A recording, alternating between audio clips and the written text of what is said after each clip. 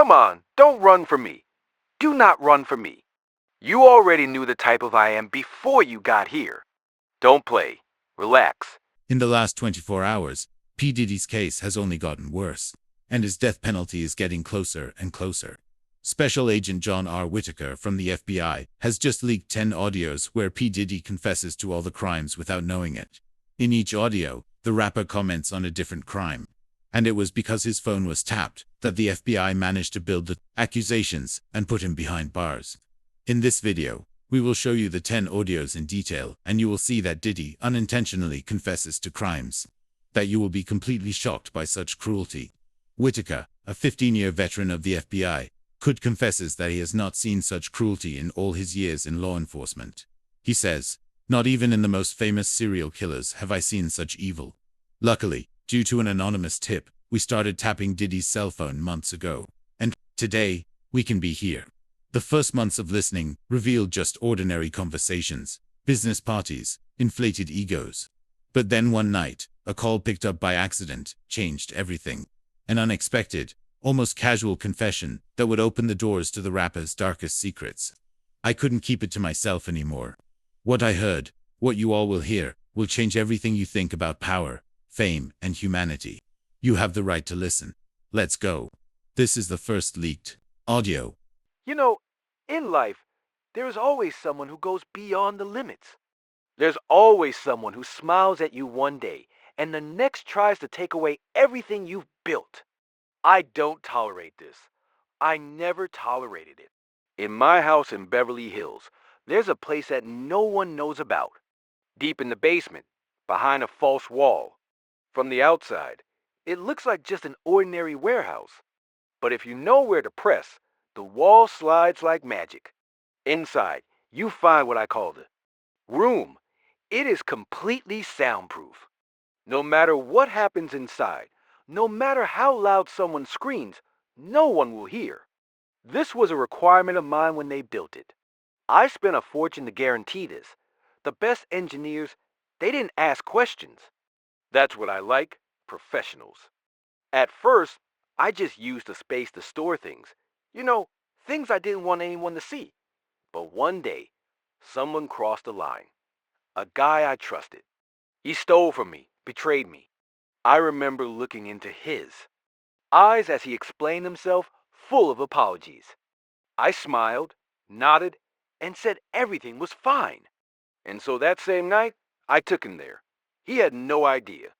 He said he wanted to show something. A new idea, a project. He even seemed excited. As soon as the door closed, I saw in his eyes that he noticed. It was at that moment that he understood what he had done. And you know what's funny? He didn't even try to run. He stood there shaking like a child. I didn't need to scream. I didn't have to do anything but look at him and say, no one can hear the screams in here. And it was true. No matter what happened inside, the world outside remained the same. People lived their lives. They laughed, they cried. They did their business. And he never left that room. After that, I learned something. Sometimes you don't need to seek revenge. You just need a place where the world can't hear you, where you can solve your problems the way you want. Today, that room is just another tool in my arsenal. It's not personal. It's just necessary. When I first heard this audio, my skin froze. It wasn't just what he said. It was the way he said it. No emotion, no remorse.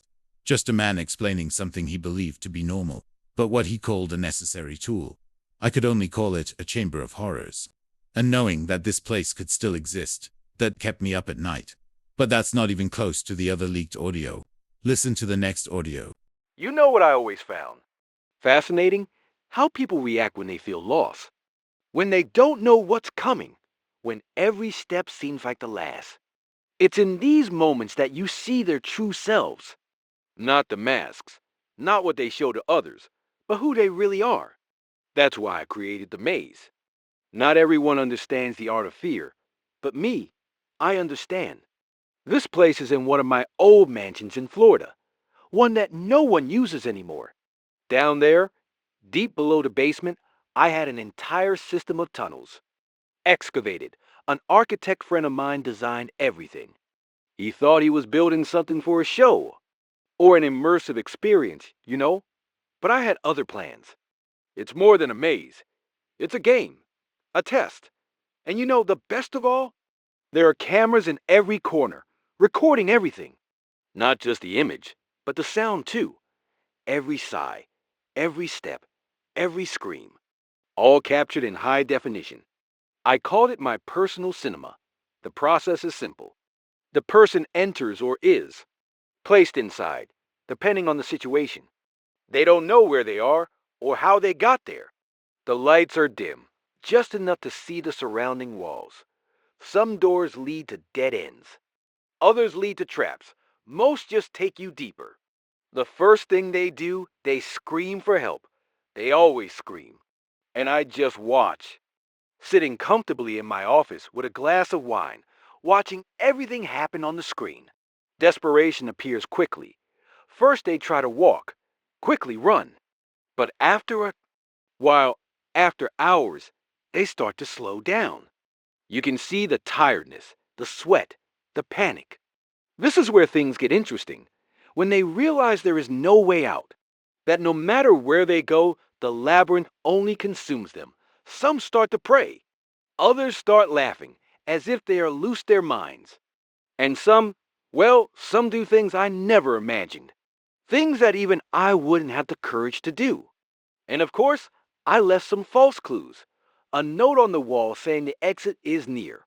Or a distant sound, as if someone was coming to help them. It's amazing how false hope is crueler than pure despair. You might be thinking, why did I do that? It's not that complicated. The world is full of people who play games with you. People who think they can deceive you, manipulate you. So I gave them the end game.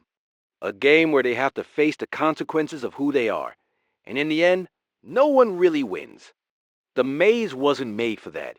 It was made to consume, to teach. And for me, well, it was just entertainment. I still have all the recordings saved.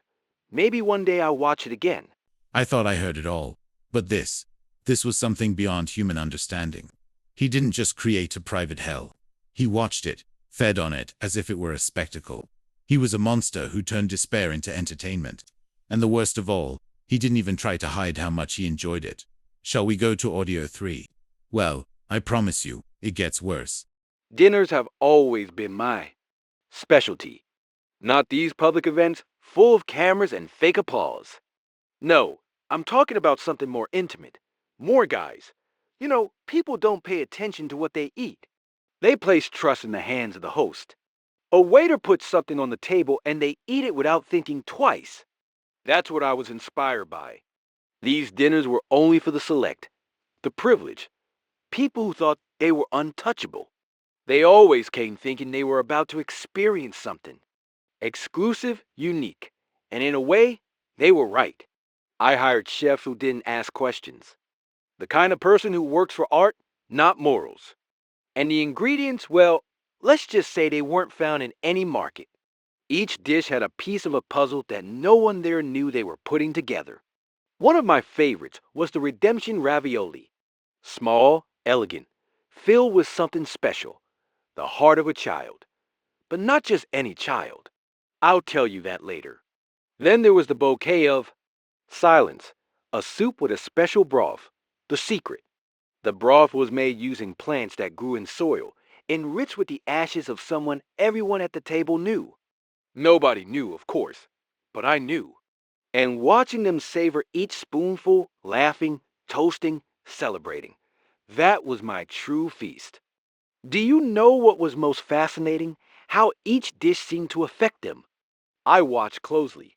Some laughed louder, as if they were trying to drown out something inside themselves. Others became more silent, as if an invisible weight was beginning to crush them. And then there were those who simply cried, tears flowing for no apparent reason. They never understood why. But the best of all was the dessert, the final connection. A small cake, delicately decorated, but with a very special ingredient. Small fragments of an object. Something that had belonged to them or someone they had harmed in the past. A piece of a ring, a strand of hair. Anything with a story. After dinner, reactions were mixed, nightmares, existential crises. One or two even disappeared from society altogether. I never bothered to know why. It wasn't about them. It was about what I could do. About control. These dinners, they weren't just meals. They were rituals. A way to give them back the shadows they tried to hide. But me, I just watched with a glass of wine in my hand, toasting what they would never realize. This wasn't just a crime. It was refined perversity masquerading as art. He manipulated people, made them accomplices without them knowing. And the worst of all, he had fun with it. Every word in the audio was a reminder that for him, control was more than power. It was a form of pleasure. Shall we go to the next confession? Do you know what happens when you turn off all the lights? When the world around you disappears and all that's left is the sound of your own breathing. In the dark, there are no statuses, no faces, no names. In the dark, we are all equal. That's what made me create the dark room. I wanted a place where I could be in absolute control, but without the distractions of the world. A space where the only thing that mattered was what I decided would happen. And the baby oil? Well, the oil had its purpose. People don't understand the power of touch. When you turn off all the lights, touch becomes everything. Sliding, slipping, making it impossible to hold. Running away, fighting. The oil was perfect for this. An invisible layer, but present everywhere. It left no fingerprints or traces that could be traced. A clean, smooth surface, as if nothing had ever happened there. I remember the first time I used it. Everything was ready. The room was so dark that even I couldn't see my own hand in front of my face. Just the sound, their heartbeats, and the smell. The smell of fear is unmistakable. I walked around, letting the silence speak louder than any words in the dark. Their minds did the work for me. Every step I took, they listened.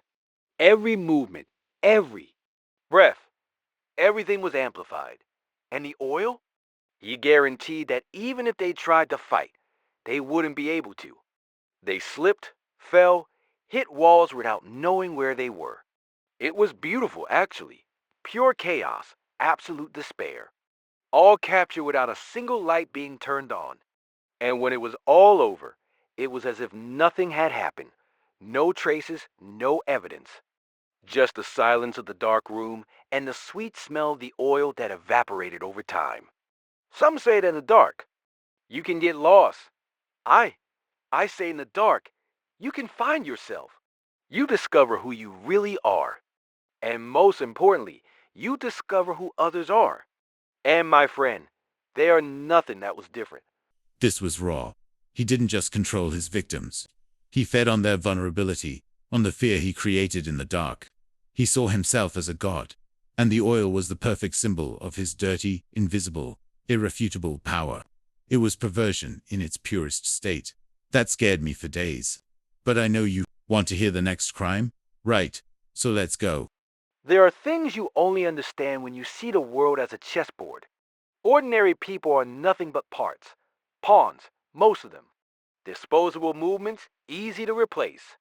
And when you learn this, you realize that you can take pieces off the board without anyone noticing. It all started with an experiment, small, discreet.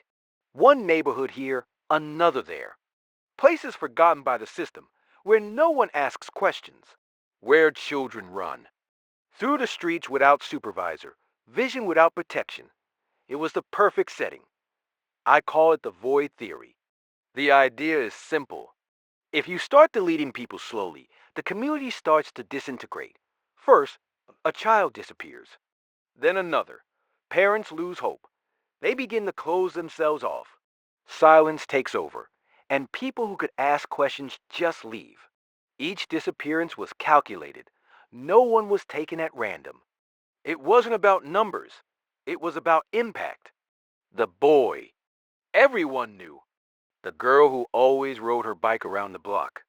When these children disappeared, It was like ripping the heart out of a body, and the body could no longer function.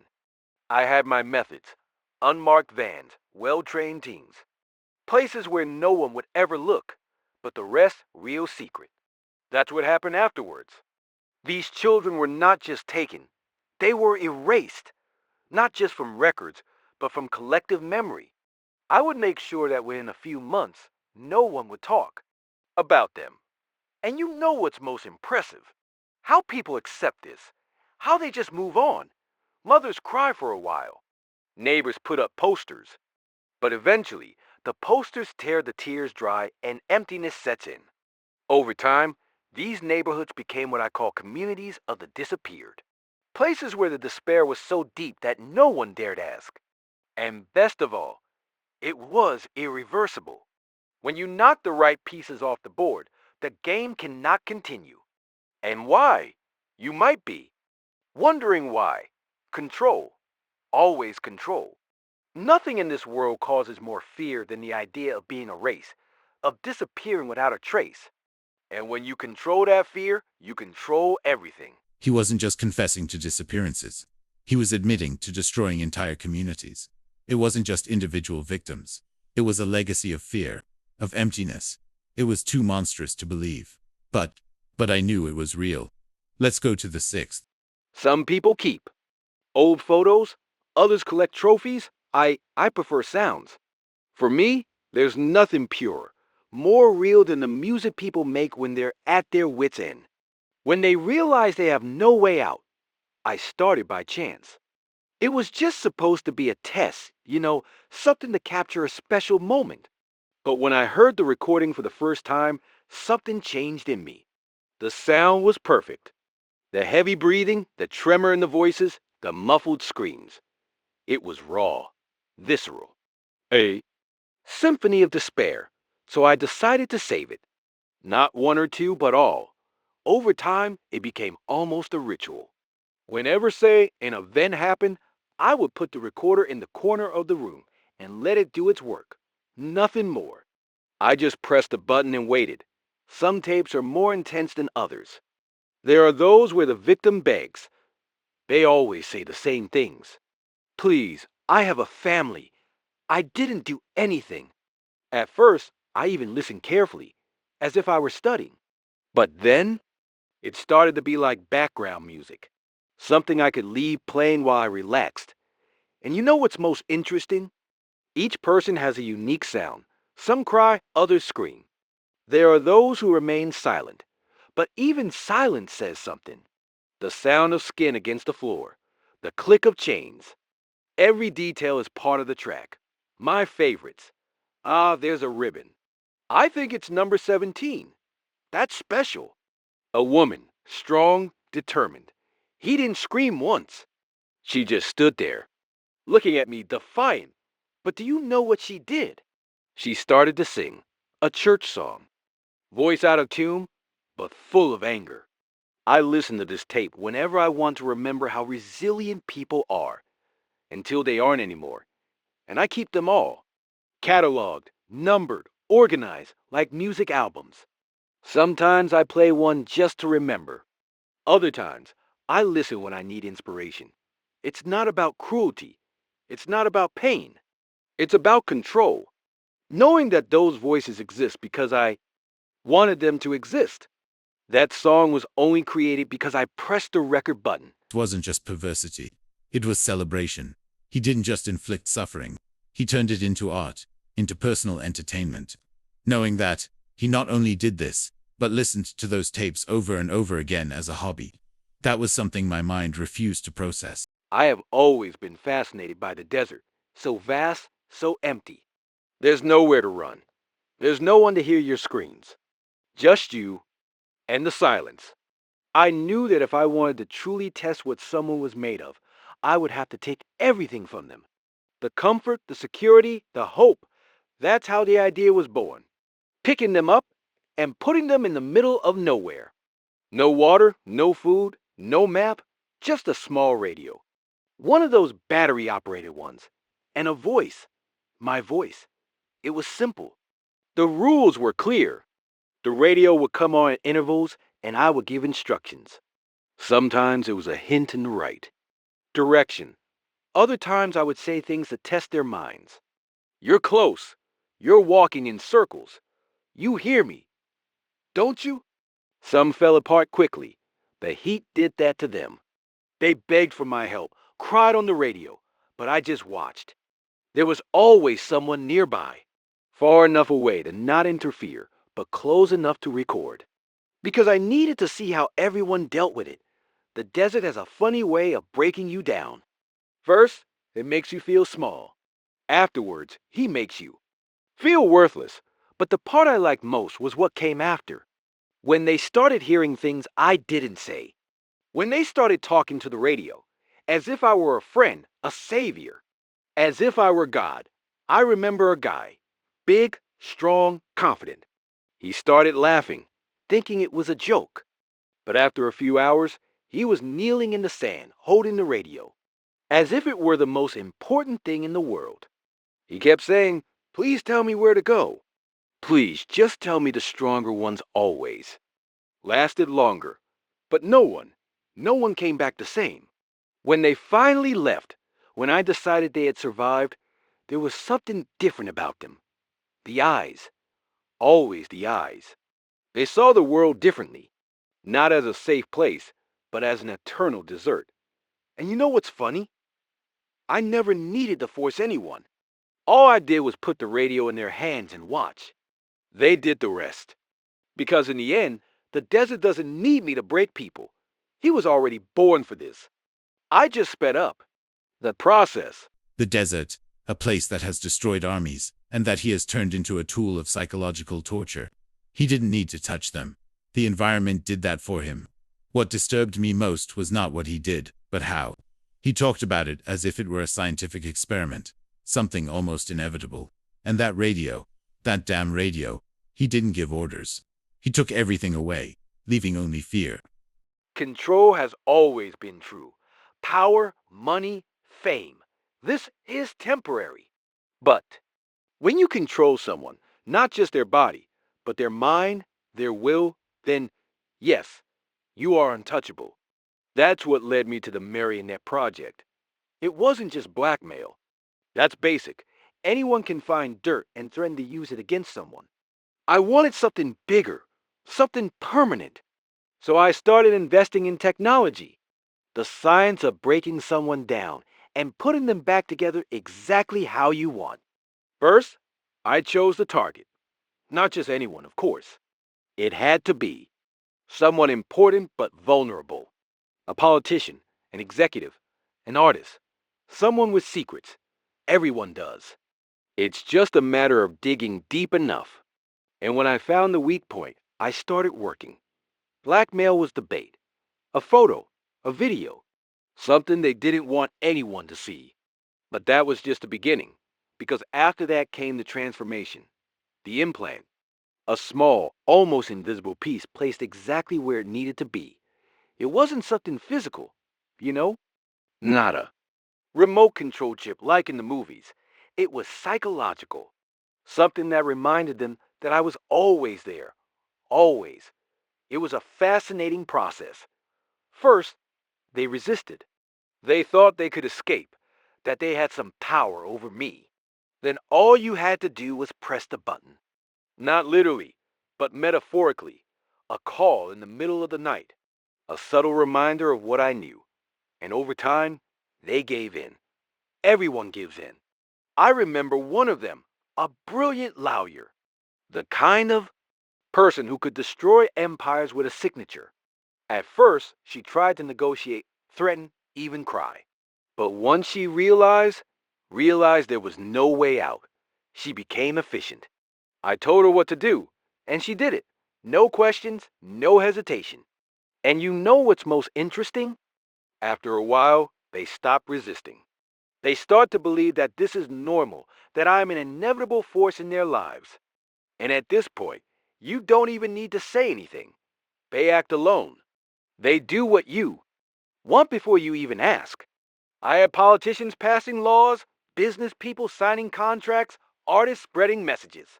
It was like having a whole orchestra, and I was the conductor.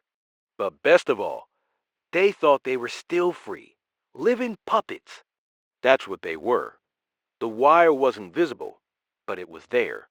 And me, I just needed to hold the cross piece and pull when I wanted them to dance.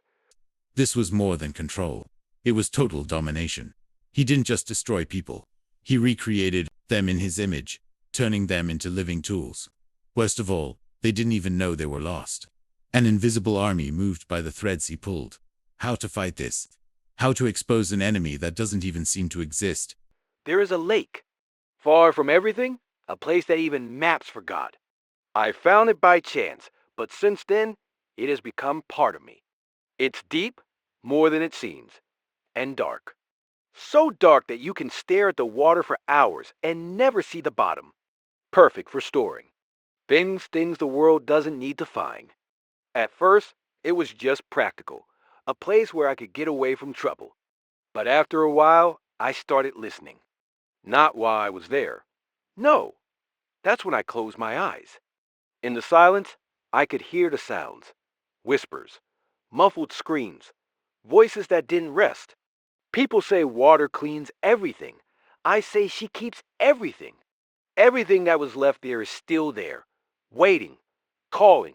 Sometimes I think the lake likes that he wants more. And I only give him what he asks for. It wasn't just a hiding place. It was an altar. He spoke of that place as if it were alive, as if the lake were his accomplice. And those voices, maybe they weren't just the result of his fault. Maybe they were real. Shall we go to the last and most macabre audio shows? What a manipulator P. Diddy is. Did you really think that was it? That these audios were a confession?